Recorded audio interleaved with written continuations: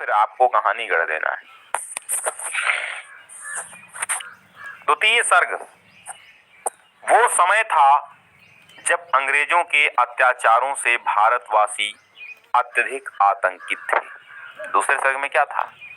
ये ऐसा समय था जब अंग्रेजों के अत्याचारों से भारतवासी अत्यधिक आतंकित थे। तभी सुभाष चंद्र बोस ने परतंत्र भारत को स्वतंत्र कराने का स्वप्न देखा। इसी समय गांधी जी ने 1921 ईस्वी में असहयोग आंदोलन का सूत्रपात किया और इस आंदोलन में निर्धन, धनी, श्रमिकों, किसानों सभी जातियों ने अपना अपूर्व सहयोग दिया।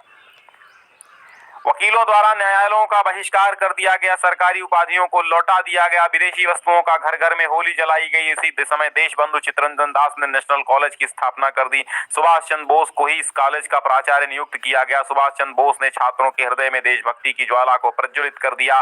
कांग्रेस के कार्यक्रमों में भी वे भाग लेते रहे और पंडित मोतीलाल नेहरू द्वारा बनाई गई स्वराज्य पार्टी में देशबंधु चित्तरंजन दास के साथ सुभाष चंद्र ने भी प्रवेश किया।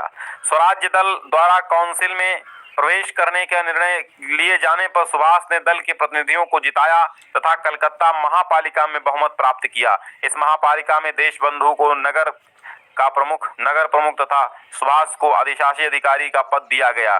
सुभाष चंद्र बोस ने नियत वेतन का आधा भाग ही लिया और आधे वेतन से दीन दुखियों के कष्टों को दूर करना प्रारंभ किया। लेकिन अकारण ही उन्हें अंग्रेज सरकार ने क्रमशः अलीपुर, बरहमपुर तथा मांडले जेल में बंदी बनाकर रखा। मांडले जेल में उनके स्वास्थ्य पर विपरीत प्रभाव पड़ा, यानी उनका स्वास्थ्य बिगड़ गया। उनकी रिहाई के लिए जगह जगह नारे लगाए गए, सभाएं की गईं। इस प्रकार इसके जन आग्रह के समक्ष सरकार को झुकना पड़ा था और उसने सुभाष को मुक्त कर दिया था। इस प्रकार सुभाष चंद्र बोस ने स्वदेश की रक्षा के लिए अनेक कष्टों को हंसते हंसते सहन किया।